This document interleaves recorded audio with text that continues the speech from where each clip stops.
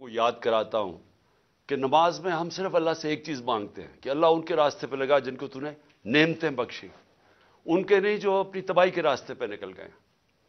कौम भी आज उधर खड़ी हुई है, एक फैसला कुन मोड़ पे खड़ी है। डिफाइनिंग मोमेंट्स हैं पाकिस्तान के। एक कौम कामयाब होती है या नहीं होती, उसकी बुनियाद रखी जाती है इंसाफ पे। रूल ऑफ लॉ अंग्रेजी में उसे कहते हैं, कानून की हुक्मरानी कहते हैं। सब इंसान जिस माशरे में कानून के सामने एक बराबर होते हैं, वो कौमें ऊपर चली जाती हैं। मेरे नबी सल्लल्लाहु अलैहि वसल्लम ने तकरीबन 1500 साल पहले कहा कि जो कौम में ताकतवर जब जुर्म करता है उसको नहीं पकड़ती और सिर्फ कमजोर को पकड़ती हैं, वो तबाह हो जाती है। आज अगर आपने सारी दुनिया में खुशहाली देखनी है और गुर्बत देखनी है, तो एक ही चीज है जो फर्क करती है, वसाइल नहीं। जो कौमें खुशहाल है वहां कानून की हुक्मरानी है, रूल ऑफ लॉ है, इंसाफ है। और जो तबाह है वो सारी वसाइल के बावजूद जंगल का कानून है, ताकत की हुक्मरानी है, माइट इज राइट है। जो ताकतवर फैसला करता है उस मुल्क की अदालतें उसके साथ खड़ी हो जाती हैं। अदालतों का काम होता है कमजोर और ताकतवर को एक बराबर रखना। हजरत अबू बकर जब खलीफा बने, पहली तकरीर उनकी कि मैं ताकतवर और कमजोर को एक बराबर करूंगा। हजरत उमर खलीफा बने, उन्होंने वाज़ेह तौर पे कहा कि मैं इंसाफ करूंगा, कोई ताकतवर कानून से ऊपर नहीं है। हजरत अली खलीफा बने, पहली स्टेटमेंट, सबकी मिशन स्टेटमेंट थी, मैं इंसाफ करूंगा। तो मेरे पाकिस्तानियों, आज हम उधर खड़े हुए हैं कि एक तरफ एक ताकतवर टोला माफियाज, जिनको आदत पड़ी हुई है कानून के ऊपर रहने की, जब अदालतें उनकी बात नहीं सुनती, डंडों से सुप्रीम कोर्ट के चीफ जस्टिस को अटैक करके भगाया इन्होंने।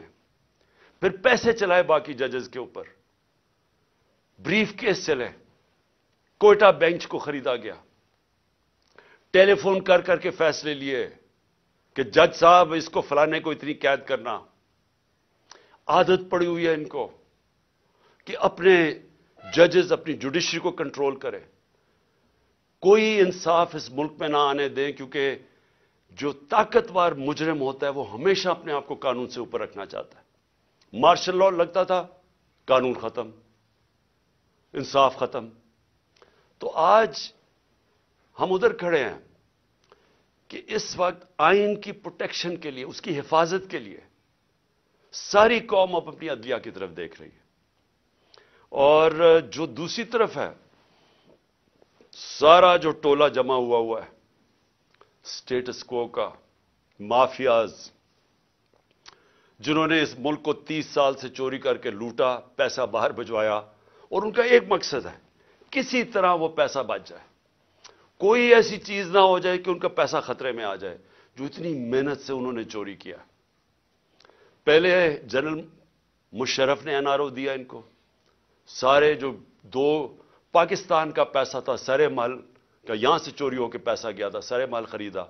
स्विट्जरलैंड में $60 मिलियन पड़े हुए थे, एक एनआरओ दे के उनको माफ कर दिया। उधर से हुदैबा पेपर मिल 90 की दिहाई में 1 अरब रुपए की करप्शन, मनी लॉन्ड्रिंग की हुई थी शरीफ खानदान ने, उसके ऊपर उसको रोक दिया डील करके। कोई जनरल मुशर्रफ या किसी जनरल को इख्तियार ही नहीं दिया हुआ। कोई आइन इख्तियार नहीं देता कि आप कौम का पैसा, करप्शन कौम का पैसा होता है। घर में चोरी होती है तो मेरा पैसा है, मैं माफ कर दूं, लेकिन कौम की चोरी का पैसा कोई माफ नहीं कर सकता। लेकिन यहां हुआ, वही साहिब इक्तदार, वही माफियाज कानून के ऊपर आ गए। और मेरे सारे 3 साल लगे रहे कि जी हमें एनआरओ दो, जब वो ब्लैकमेल करेंगे जी एनआरओ दो, और बदकिस्मती से इनको एनआरओ मिला। जनरल बाजवा ने इनको एनआरओ दिया। اور اب ان کو مشکل پڑی ہوئی ہے کہ کسی نہ کسی طرح اس NRO کو اب بچایا جائے، اور ان کو خطرہ صرف ایک آدمی سے ہے اور اس کی پارٹی سے، عمران خان اور تحریک انصاف سے۔ ساری کوششیں ہو رہی ہیں کہ کسی طرح عمران خان اقتدار پہ نہ آ جائے، اور اگر وہ آ گیا تو ان کا NRO خطرے میں آ جائے گا۔ اپنی ذات کو بچانے کے لیے ملک کو تباہی کی طرف لے کے جا رہے ہیں، صرف اور صرف ذاتی مفادات کے لیے۔ یہ جو سارا ٹولہ کھڑا ہوا ہے اور ان کے پیچھے جو لوگ ہیں، وہ صرف ذات کے لیے اس ملک کو آج ادھر لا کے انہوں نے کھڑا کر دیا، اور وہ میں بتاؤں گا کہ ہم کھڑے کدھر ہیں آج۔ مجھے افسوس سے کہنا پڑتا ہے کہ ہمیں پتا تھا یہ ہونا ہے، یہ ساروں کو نظر آ رہا تھا کہ یہ آئیں گے، ان کا کوئی مقصد پاکستان کی بہتری نہیں ہے، نہیں تو 30 سال ان دونوں خاندانوں نے باریاں لی ہیں، پاکستان تو بنگلہ دیش کے بھی پیچھے چلا گیا، تو اب انہوں نے کیسے ٹھیک کرنا تھا؟ تو سب کو پتا تھا یہ کیوں آ رہے ہیں، اور ان کو اوپر جب مسلط کیا گیا، اور اس کے اوپر میں بعد میں آتا ہوں۔ تو میں آج پہلے تو اپنی عدلیہ کو اپنی قوم کی طرف سے خراج تحسین پیش کرتا ہوں کہ ہماری ساری امیدیں اب پاکستان کی عدلیہ سے ہیں۔ بدقسمتی سے ماضی میں ہماری جو عدلیہ کا رول رہا ہے، مجھے افسوس سے کہنا پڑتا ہے کہ وہ طاقتور کے ساتھ کھڑی ہو جاتی تھی، انہوں نے کمزور کا ساتھ نہیں دیا۔ انہوں نے ہمیشہ وہ جو نظریہ ضرورت، ڈاکٹرن آف نیسیسٹی، اس کے تحت انہوں نے بدقسمتی سے ہماری جمہوریت کو بھی نقصان پہنچایا، کہ جدھر رول آف لا نہیں ہے، جدھر قانون کی حکمرانی نہیں ہے، وہاں جمہوریت نہیں ہے۔ کوئی یہ نہ سمجھے کہ جدھر جنگل کا قانون ہے وہاں جمہوریت آئے گی، ہو ہی نہیں سکتا۔ الیکشن تو ساری دنیا میں ہوتے ہیں، کون سے ڈکٹیٹر نے الیکشن کروائے، کون سی ڈیولپنگ دنیا میں الیکشنز نہیں ہوئے، لیکن جمہوریت نہیں ہے وہاں، کیونکہ جمہوریت تو آتی تب ہے جب رول آف لا ہو، اور رول آف لا آنے ہی نہیں دیا یہاں۔ مارشل لا لگتا تھا، ویسے ہی ڈاکٹرن آف نیسیسٹی، نظریہ ضرورت آ جاتی تھی، اور نہیں تو جب یہ دو جماعتیں آئی ہیں، انہوں نے اپنے آپ کو قانون کے اوپر رکھنا تھا، تو انہوں نے بھی عدلیہ کے نظام کو چینج کیا، جو ڈنڈے مار کے چیف جسٹس سجاد علی شاہ کو اس کے اٹیک کیا سپریم کورٹ کو، وہ ایک جمہوری حکومت نے کیا تھا، مارشل لا نے نہیں کیا۔ ان کو اتنا خوف تھا آزاد عدلیہ سے، کیونکہ یہ جب چوری کرتے ہیں تو یہ دیکھ ہی نہیں سکتے کہ اس ملک کی عدلیہ آزاد ہو جائے، کیونکہ چوری پکڑی جائے گی، اور وہی سجاد علی شاہ کر رہے تھے، جسٹس سجاد علی شاہ، اور انہوں نے اس کو اٹیک کر کے ہٹایا گیا، ججز خریدے، بغاوت کروائی سپریم کورٹ میں، صرف اپنی چوری بچانے کے لیے۔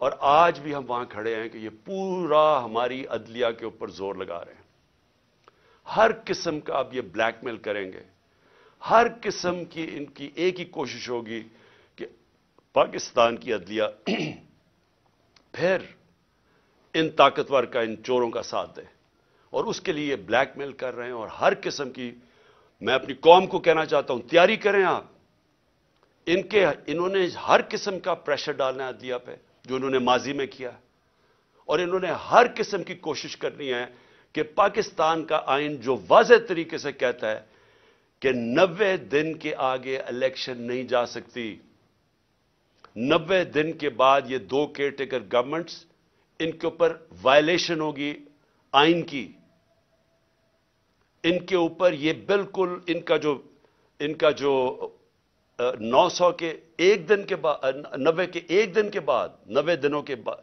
ایک دن کے بعد یہ حکومتیں غیر آئینی ہو جائیں گی۔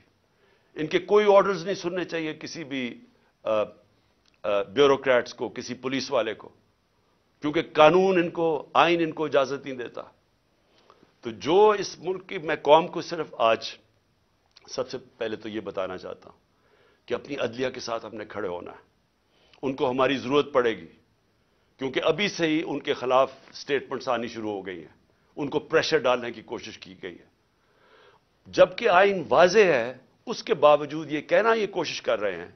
اور یہ جو دو مافیا فیملیز اس ملک کے اوپر مسلط ہوئی ہیں، یہ سارا وقت ان کا یہ نہیں کہتی، ان کو شرم بھی نہیں آتی یہ کہتے ہوئے، یہ اصل میں یہ کہتے ہیں کہ ہم قانون سے اوپر ہیں.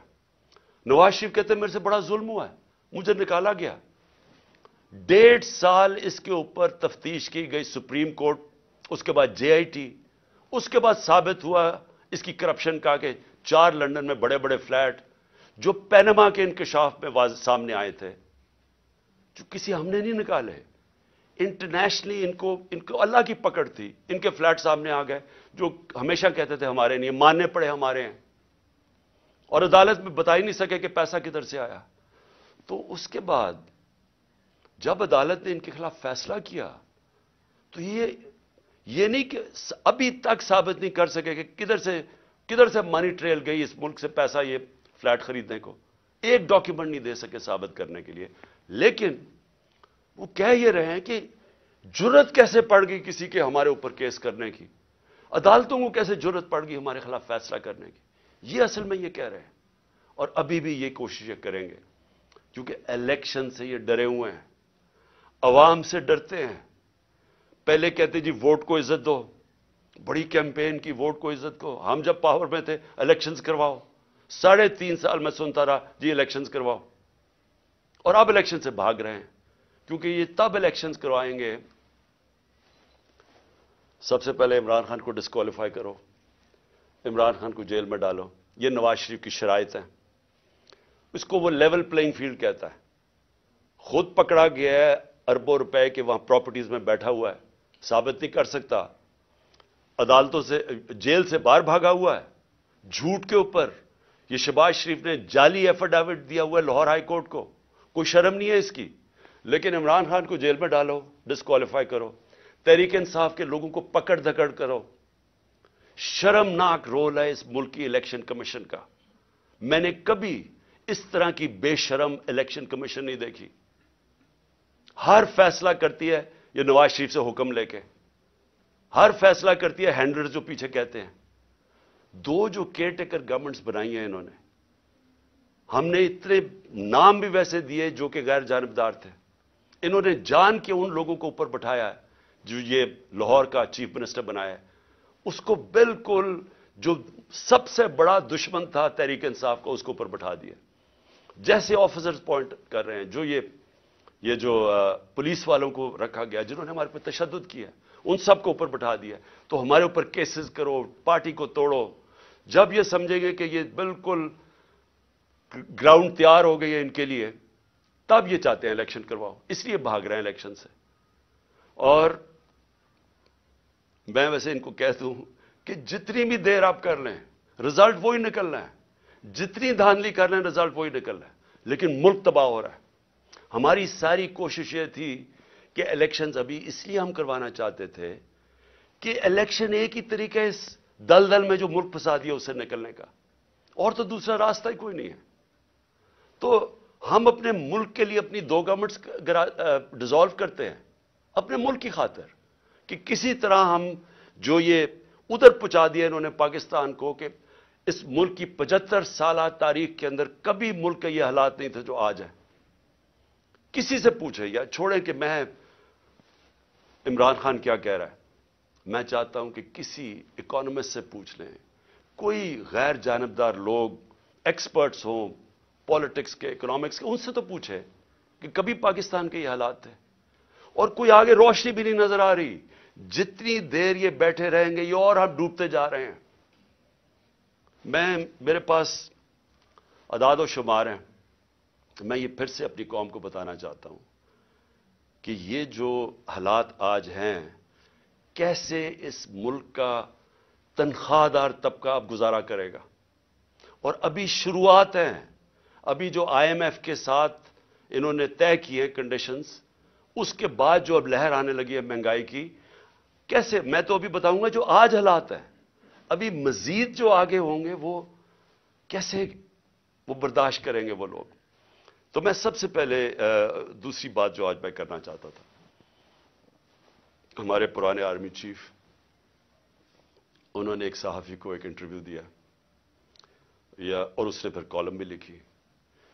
اس میں اس نے 2-3 چیزیں ایسے کہیں, تو میں صرف ان کے اوپر بات کرنا چاہتا ہوں کہ اگر ہمارے ملک نے اب اس دلدل سے نکلنا ہے تو پاکستان کو ایسے ہمیں چلانا پڑے گا جو اب تک ہم نہیں چلا پا رہے.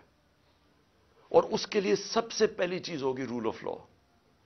جب تک ہم سب کو قانون کے نیچے نہیں رکھتے، جب تک آئین کے دائرے میں رہ کے ادارے اور لوگ کام نہیں کرتے، اس سے اب ہم نہیں نکل سکتے. میں پھر سے کہہ رہا ہوں، ایک ہے نعمتوں کا راستہ، وہ بالکل مختلف ہے. ایک ہے تباہی کا راستہ، اس طرف ہم نکلے ہوئے ہیں. تو یہ جو آرمی چیف نے، ایکس آرمی چیف نے باتیں کی، سب سے پہلے تو مجھے حیرت ہوئی کہ اس نے کہا جی عمران خان ملک کو تباہی کی طرف لے کے جا رہا تھا. میں نے عمران خان سے ملک کو بچانا تھا تو تسلیم کر لیا کہ اس نے فیصلہ کیا تھا گورنمنٹ گرانے کا، جو میں اور ساری قوم کو ویسے ہی پتا ہے. لوگوں کو تو اب سوشل میڈیا کا زمانہ ہے. وہ آخری رات جس دن میں نے کہا تھا کہ کوئی رہ تو نہیں گیا، تو اس دن رات کو تو سب قوم کو پتا چل گیا تھا کہ کون تھا پیچھے اس کے. وہ ارشد شریف شہید نے بڑی زبردست بات کی، وہ کون تھا، تو سب کو پتا تھا وہ کون تھا. لیکن یہ نہیں میں سوچ رہا تھا کہ وہ تسلیم ہی کر جائے گا کہ وہ میں تھا. اور اس نے کہا کہ بڑے برے حالات تھے پاکستان کے اور تباہی کی طرف جا رہا تھا. تو پہلے تو اس نے اکانومی کی طرف کہا، پھر اس نے فورن پالیسی کی طرف کہا کہ امریکہ بڑا ناراض تھا، امریکہ خوش نہیں تھا عمران خان سے. اور فورن پالیسی کا بھی وہ ایکسپرٹ تھا. پھر اس نے سیاست کی بھی کوئی باتیں کی، بڑا لمبی بات چیت کی. پھر وہ شوکت ترین کے اوپر کہہ دیا کہ اس نے اکانومی تباہ کر دی. تو اکانومی کا بھی ایکسپرٹ، پالیٹکس کا بھی ایکسپرٹ، فورن پالیسی کا بھی ایکسپرٹ وہ. دیکھیں یہ آگے جو میں اب ملک کو آگے کا سوچ رہا ہوں نا کہ ملک آگے کیسے بڑھے گا. دیکھیں یہ ایک آدمی کے پاس جب اتنی زیادہ پاور آ جاتی ہے،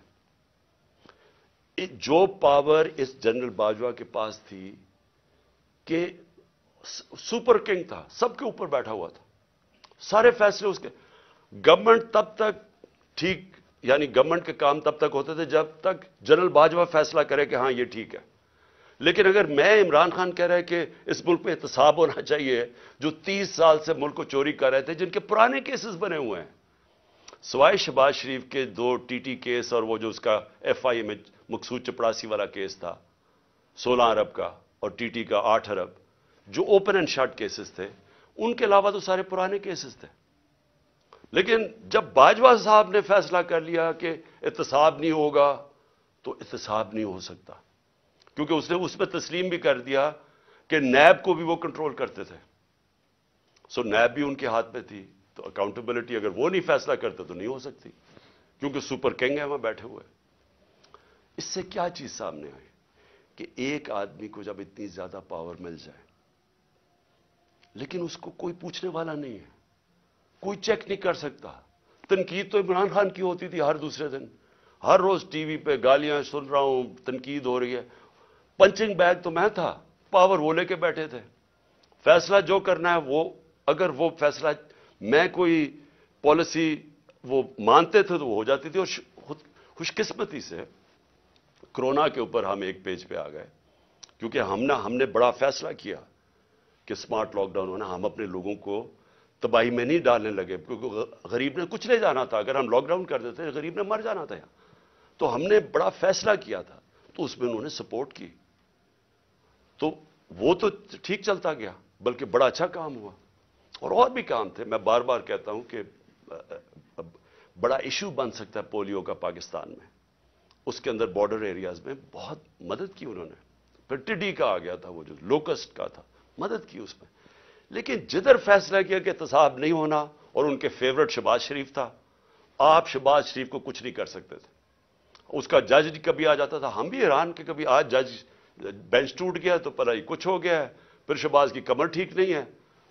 اوپن اینڈ شٹ کیس ہم نہیں پکڑ سکے، اور اس کو فیصلہ کیا ہوا تھا کہ پرائم منسٹر بنانا ہے، اور فیصلہ کافی پہلے کا ہو گیا تھا.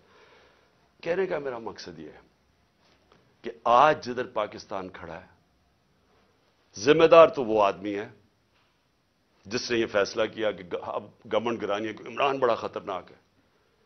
لیکن قوم آج سارا اس فیصلے کی قوم جو تباہی ہوئی ہے ملک کے اندر، اب قوم اس کا بوجھ برداشت کر سکتی ہے، تو کوئی پوچھنے والا نہیں ہے، کوئی انکوائری نہیں ہوگی کہ اس نے کس طرح فیصلہ کیا۔ ہر دنیا کے اندر جب بھی کوئی ذمہ داری لیتا ہے، اسی کے پاس اتھارٹی ہوتی ہے اور اسی سے پوچھا جاتا ہے، وہ آنسربل ہوتا ہے۔ لیکن یہ آدمی آنسربل ہی نہیں کسی کا، جو مرضی فیصلہ ٹھیک ہو گیا تو کریڈٹ لے لیا، میں نے یہ کر دیا، جب غلط ہوا تو ذمہ دار عمران خان تھا۔ اور آج کون ذمہ دار ہے؟ میرا سوال یہ ہے کہ چلتی ہوئی اکانومی کو جو آج اس نے یہاں پہنچایا ہے، اس کا کون ذمہ دار ہے؟ یہ کہتے ہیں نا جی کہ بڑے برے حالات تھے۔ میں آپ کو آئی ایم ایف فروری 2022 میں، آج سے 1 سال پہلے، پاکستان کی اکانومی کے اوپر وہ کامنٹ کرتے ہیں، سمری بناتے ہیں، ایگزیکٹو سمری۔ وہ کیا کہتا ہے؟ 4 چیزیں کہتا ہے پاکستان کی۔ 1 سال پہلے، ہماری حکومت گرانے سے 1.5 مہینہ پہلے، وہ کہتا ہے کہ پاکستان کی اکانومی واز گروئنگ فاسٹ، تیزی سے ہماری دولت میں اضافہ ہو رہا تھا۔ سسٹینیبل، کہ یہ سسٹین کر سکتی تھی، یعنی یہ ایک ون آف نہیں ہے، یہ کوئی تکا نہیں لگا، یہ سسٹین کرنی تھی، یعنی اسی طرح چلتے رہنا تھا۔ اور اس میں وہ کیا کہتا ہے، یہ بھی ذرا سنیں۔ وہ کہتا ہے کہ 7 سالوں کے اندر پاکستان کی جو مڈل کلاس میں اضافہ ہوگا، یعنی جو مڈل کلاس جن کے حالات بہتر ہوں گے، وہ 6 کروڑ لوگ اوپر جائیں گے، مڈل کلاس بنیں گے پاکستان کی، آئی ایم ایف کہہ رہا ہے۔ پھر کہتا ہے انکلوسو۔ انکلوسو کا کیا مطلب ہے؟ کہ صرف امیر امیر نہیں ہو رہا، انہوں نے کہا کہ سارا آبادی اس کے اندر شامل تھی۔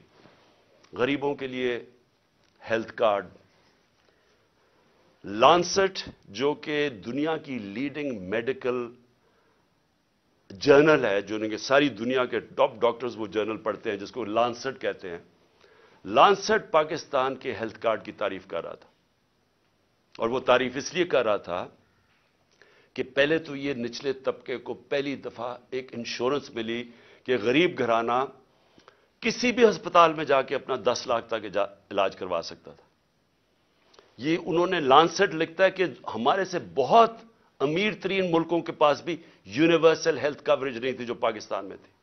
اور اس کا جو دوسرا کیا پہلو تھا کہ ہمارے جو پرائیویٹ سیکٹر ہے، جو دیہاتوں میں نہیں جاتا، جو ہمارے گورنمنٹ ہاسپٹلز ہیں، وہاں دیہاتوں میں ڈسٹرکٹ ہاسپٹلز خالی پڑے ہوتے ہیں، ڈاکٹرز نہیں جاتے، نرسز نہیں جاتے، وہاں سارے بیچارے ادھر سے اٹھ کے لوگ آ جاتے ہیں ڈویژنل ہیڈ کوارٹرز یا بڑے شہروں میں۔ تو پہلی دفعہ پرائیویٹ سیکٹر دیہاتوں میں جا رہا تھا، انہوں نے چھوٹے چھوٹے ہاسپٹلز بنانے شروع کر دیے ہیلتھ کارڈ کی وجہ سے۔ تو ایک ہیلتھ کوریج کا نیٹ ورک بن رہا تھا پاکستان میں، جو کہ انہوں نے آ کے ختم کیا۔ اور کیوں کیا؟ کیونکہ وہ مریم کی وہ آڈیو لیکس، اس میں وہ کہتی ہے کہ عمران خان کو فائدہ نہ ہو جائے، اپنے تو کھانسی بھی ہو اور وہ زکام بھی ہو تو باہر چلے جاتے ہیں سارا ٹبر علاج کروانے کے لیے، تھوڑی سی چیز ہو پتہ چلتا ہے جی اب پھر لندن پہنچ گئے علاج کروانے کے لیے۔ اور کوئی ایسا دو دنیا میں صرف ملک ہیں جو کہ مریم بی بی کا صرف علاج ہو سکتا تھا، وہاں اور کوئی دنیا میں ہو ہی نہیں سکتا تھا۔ لیکن عام آدمی کا کبھی سوچا کہ غریب گھرانے کے اندر جب ایک بیماری آ جاتی ہے تو پتہ ہے کہ ان کے اوپر کیا گزرتی ہے؟ سارا خاندان غربت کی لکیر کے نیچے چلا جاتا ہے۔ یہ ساری ریسرچ شو کرتی ہے کہ ایک بڑی بیماری وہ لوگ جو غربت کی لکیر سے اوپر ہوتے ہیں، ایک بیماری ان کو نیچے لے جاتی ہے غربت کی لکیر سے۔ تو انہوں نے آ کے وہ ہیلتھ کارڈ ختم کیا جو کہ ہمارا، جب وہ کہتے ہیں نا سسٹین، جب انکلوسو کا مطلب ہوتا ہے کہ وہ ساری قوم کو لے کے، جب ملک میں دولت میں اضافہ ہو رہا ہے تو لوگوں کو بھی ساتھ ہم لے کے چل رہے تھے۔ پھر احساس پروگرام، دنیا نے ایکنالج کیا پاکستان کا احساس پروگرام جو نچلے طبقے کے لیے تھا۔ اور یہ سٹینفورڈ یونیورسٹی، امریکن یونیورسٹی کی ریسرچ ہے کہ پاکستان ایک فلاحی ریاست کی طرف جا رہا تھا احساس پروگرام کی وجہ سے۔ ورلڈ بینک سب نے تعریفیں کی پاکستان کے احساس پروگرام جو کہ انکلوسو ریسورس تھی۔ تو یہ آئی ایم ایف کہہ رہا ہے کہ پہلے تیزی سے بڑھ رہی ہے، پھر سسٹینیبل ہے، یعنی یہ چلتی جائے گی، اور انہوں نے کہا کہ 6 करोड़ लोग उसमें आ जाएंगे मिडिल क्लास में ऊपर। फिर वो कहते हैं इंक्लूसिव है, कि वो सिर्फ हमने अमीरों का नहीं सोचा, नीचे से भी उठा रहे हैं, जिसमें कामयाब पाकिस्तान भी था, कामयाब जवान था नौकरियां देने के, और जॉब रिच, कि हम रोजगार पैदा कर रहे हैं, यानी हम नौकरियां दे रहे थे, एम्प्लॉयमेंट बढ़ रही थी पाकिस्तान में। फैसलाबाद जैसी जगह में, जिधर हम जब 2018 में आए थे, तो लोग अपनी फैक्ट्रियां बेच के उनको हाउसिंग स्टेट बना रहे थे, वहां फैक्ट्रियां बंद हो रही थी।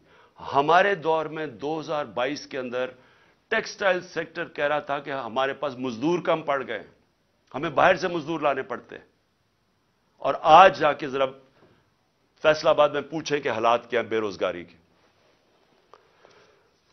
तो मैं अब उसके बाद सिर्फ 2-3 और चीजें कहना चाहता हूं, और मैं ये इसलिए कहना चाहता हूं कि ये मुल्क को बचा रहे थे। जनरल बाजवा इमरान खान को मुल्क से बचा रहे थे, तबाही से बचा रहे थे। तो ये जरा तबाही का जरा मैं सिर्फ कौम के सामने रखना चाहता हूं कि 10 महीने के अंदर क्या हुआ है पाकिस्तान में।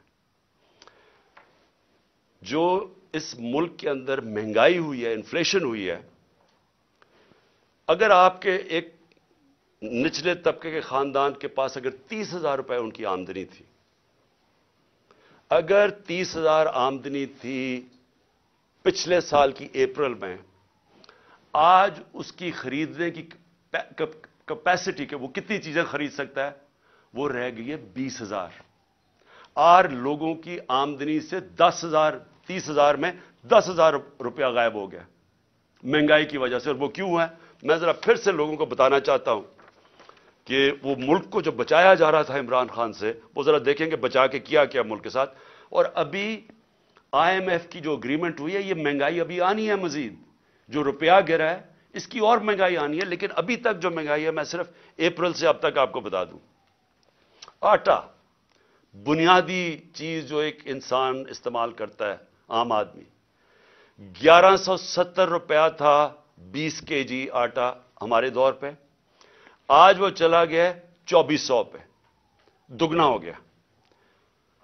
घी 470 रुपए, 470 रुपए का जो घी पर केजी था हमारे दौर पे, आज 550 पे चला गया केजी। लेकिन जो सुनने वाली चीज है वो है, हम इंपोर्ट करते हैं पाम ऑयल।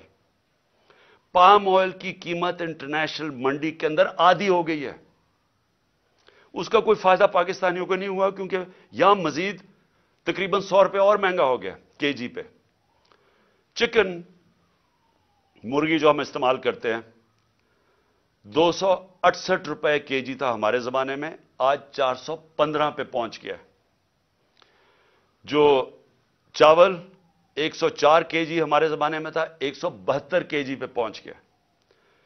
प्याज, जो आम आदमी प्याज और रोटी खाने वाले लोग हैं, 62 रुपए किलो था प्याज, आज पहुंच गया 225 रुपए किलो। दूध, जो बच्चों के लिए बहुत जरूरी होता है, बच्चों की हड्डियों के लिए, 117 रुपए लीटर था, आज 153 रुपए लीटर पहुंच गया। जो आम आदमी इस्तेमाल करता है, क्योंकि गैस सिर्फ जो पहुंचाई जाती है घरों में, वो सिर्फ 27% घरों में गैस पहुंचाई जाती है पाइप के जरिए, बाकी लोग सिलेंडर इस्तेमाल करते हैं। तो जो हमारे जमाने में 2470 रुपए सिलेंडर था, 2470 रुपए का सिलेंडर, वो आज 3400 रुपए पे पहुंच गया, 3400 रुपए पे। बिजली 16 रुपए यूनिट हमारे दौर में था, आज 36 रुपए यूनिट पे पहुंच गई है। पेट्रोल 150 रुपए का था, आज 250 रुपए पे पहुंच गया। डीजल 145 रुपए का था, 263 रुपए पे पहुंच गया। डॉलर, और जिसकी वजह से बहुत जो महंगाई आ रही है, 178 रुपए डॉलर था हमारे दौर में, आज 270 पे पहुंच गया। और इसका अभी इफेक्ट आने वाला है। मैं इसलिए भी आज ये अपनी कौम से कहना चाहता हूं कि देखें, आगे जिस तरह मुल्क चलेगा, बंद कमरों में एक आदमी फैसला करेगा तो यही नतीजा होगा। उसके पास इतनी पावर है कि वो अक्ले कुल बन गया, हर चीज का वो हर फन मौला बन गया। फॉरेन पॉलिसी तो वो जानता है, इकोनॉमी वो समझता है, शौकत तरीन के ऊपर वो कमेंट कर सकता है कि जी वो शौकत तरीन ने ये किया तो वो किया। आपको पता क्या है इकोनॉमिक्स का? और आप बताएं ना कि अब ये जो इकोनॉमी पहुंची है, अब इसके कौन जिम्मेदार है? और फिर पॉलिटिकल सिचुएशन के ऊपर वो बात कर रहा है कि जी फलाने को चीफ मिनिस्टर हटा दो तो इसको लगा दो, जिसको लगा रहा है वो लैंड माफिया का हिस्सा है, उन्हें उसको लगा दो। वैसे सब कर रहा है, लेकिन जिम्मेदारी कोई नहीं है। जिम्मेदारी इमरान खान की है जो कि पंचिंग बैग बना हुआ था। तो पहले तो पाकिस्तान ने जो आगे बढ़ना है, ये इसके ऊपर हमें सोचना पड़ेगा कि ऐसे मुल्क, पाकिस्तान या कोई और मुल्क ऐसे आगे नहीं चल सकता, और सारों को आइन के बीच में रह के चलना पड़ेगा। अगर हमने इस मुल्क को बचाना है इन हालात से, तो ये सिर्फ कोई इकोनॉमी का माहिर नहीं बचा सकता। ओवरऑल जो पॉलिटिकल इकोनॉमी कहते हैं, इस मुल्क की गवर्नेंस सिस्टम कैसे ठीक करनी है। सबसे बड़े जो हमारे पाकिस्तान को जो इस दलदल से निकाल सकते हैं वो है ओवरसीज पाकिस्तानी। अभी हमें बड़ा फख्र था, तुर्की में हम पढ़ रहे थे कि एक पाकिस्तानी ने $30 मिलियन दिए, जो बड़े मुश्किल इम्तिहान से हमारे तुर्क भाई गुजर रहे हैं जिधर से, जलजिले की वजह से। एक पाकिस्तानी ने $30 मिलियन दिए। तो सोच लें कि पाकिस्तानी जो बाहर बैठे हुए हैं उनके पास किस तरह के वसाइल हैं। मैं कई ऐसे पाकिस्तानी जानता हूं। अगर हम मुल्क का यहां माहौल, गवर्नेंस ठीक कर लें, यहां रूल ऑफ लॉ ले आएं, उनको इत्मीद हो जाए हमारे इंसाफ के निज़ाम पे, कॉन्ट्रैक्ट एनफोर्समेंट, कि अगर वो सरमायाकारी करते हैं तो वो उनका कोई कब्जा नहीं हो जाएगा, उनके घरों पे कब्जा, फ्लैटों पे कब्जा, जिस तरह के प्लॉट्स पे कब्जा होता है। वो इत्मीद की जरूरत है। और जिस वक्त हमने अपना निज़ाम ठीक कर लिया, वो अपनी इन्वेस्टमेंट लेके आएंगे। इस वक्त सिर्फ रेमिटेंसेस हम लेके आए थे, सरमायाकारी वो नहीं करते पाकिस्तान में, वो दुबई चले जाते हैं क्योंकि उनको वहां इत्मीद है उनके सिस्टम पे। लेकिन पाकिस्तान से वो वहां नहीं करते क्योंकि इत्मीद नहीं है। और इत्मीद इसलिए नहीं है कि एक आदमी फैसला करके गवर्नमेंट गिरा देता है, एकदम पॉलिसीज चेंज हो जाती हैं। जिस मुल्क में सर्टेनिटी नहीं है, पॉलिटिकल सर्टेनिटी नहीं है, वो कभी भी उस मुल्क में वो उस तरह की सरमायाकारी और खुशहाली नहीं आ सकती। तो हमने पाकिस्तान को जो निकालना है, उसमें हमने अपनी इकोनॉमी ठीक करने के लिए सबसे पहले अपना गवर्नेंस सिस्टम ठीक करना है। एक सर्टेनिटी लेके आनी है, एक प्रेडिक्टेबिलिटी जो अंग्रेजी में कहते हैं। यानी जो आज सरमायाकारी करे उसे पता तो चले कि मुल्क आगे 5 साल किस तरह जाएगा। उसके लिए सबसे पहला कदम साफ और शफाफ इलेक्शन है। जब तक हम साफ और शफाफ इलेक्शन नहीं करवाते, मुल्क के अंदर इस्तेकाम नहीं आता, जब तक पॉलिटिकल स्टेबिलिटी नहीं आती, इकोनॉमी स्टेबलाइज नहीं करती। और कोई मुझे आज बता दे कि इसके अलावा कोई हल है। हमारा मसला यह है कि हमारा पाला पड़ा हुआ उन लोगों से जो मुल्क का नहीं सोच रहे। इनके पैसे बाहर पड़े हैं, इनकी अरबों डॉलर बाहर पड़े हैं। इनको कोई फिक्र नहीं है कि अगर पाकिस्तान नीचे जाता है तो इनको कोई नुकसान नहीं होता, क्योंकि इनके डॉलर तो ऊपर जा रहे हैं रुपए के मुकाबले में, इनको कोई फर्क नहीं पड़ता। लेकिन जिन पाकिस्तानियों का जीना मरना पाकिस्तान में है, उनको बड़ा फिक्र करनी चाहिए आज कि इस वक्त हम जिधर खड़े हैं, ये हमारे इन पॉलिसीज और इन लोगों ने, माफियाज, अपनी चोरी बचाते बचाते हमें घुटनों पे ये ले आए।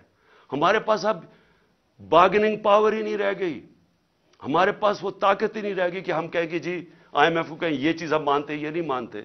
क्योंकि हम तो बिल्कुल उधर पहुंच गए हैं कि इन्होंने पहले कहा जी हम IMF को ये कर देंगे, हम डॉलर 200 से नीचे ले आएंगे रुपया, और आज किधर पहुंच गए?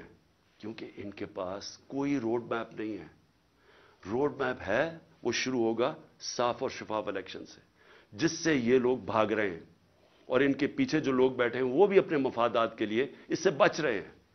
कौम को मैं आज कहना चाहता हूं कि देखें, ये असल में हकीकी आजादी की हमारी जद्दोजहद है।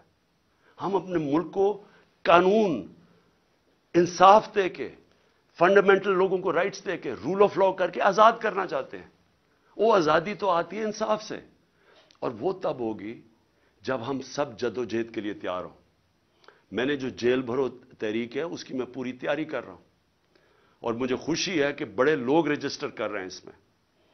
मेरी इंतजार करें, मैं चंद रोजों में ये ऐलान करूंगा क्योंकि हम ये सिस्टम दो तरह हैं, तोड़ फोड़ कर दें, सड़कों पर निकल जाएं, इंतशार फैला दें, हम कर सकते हैं, सबसे ज्यादा स्ट्रीट पावर हमारे पास है, लेकिन मुल्क ये बर्दाश्त नहीं कर सकता।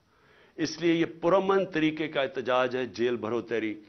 हमें जो सारा वक्त डराते रहते हैं, जी आज इसको पकड़ लिया, शौकत तरीन के वारंट निकल गए, कभी वो उस्मान डार के पीछे पड़ गए, जो बोलने वाला उसके पीछे पड़ गए, सहाफियों को डरा रहे हैं, धमका रहे हैं, लोग यहां से बाहर भागे हुए हैं।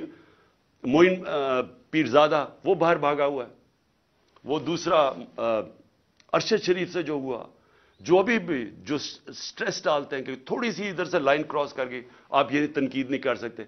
ये अगर तनकीद होती तो जनरल बाजवा ये जुल्म ना कर सकता पाकिस्तान पे, उसके ऊपर तनकीद ही नहीं अलाउड थी। पंचिंग बैग तो हम बैठे हुए थे, वो जो मर्जी करता, कोई पूछने वाला ही नहीं था। इसलिए इस मुल्क के लिए, हकीकी आजादी के लिए हम सबको जद्दोजहद के लिए अब तैयार रहना पड़ेगा। मैं आज सारे अपने पाकिस्तानियों को आखिर में कह रहा हूं, जो नौजवान ये सोच रहे हैं मुल्क छोड़ के जाने का, आप सबको कह रहा हूं, देखें भागने की कोई जगह नहीं है। जो कौमें जब तक अपनी आजादी के लिए नहीं लड़ती, जद्दोजहद नहीं करती, कोई उनको आजादी नहीं देता। जंजीरें गिरती नहीं हैं, तोड़नी पड़ती हैं।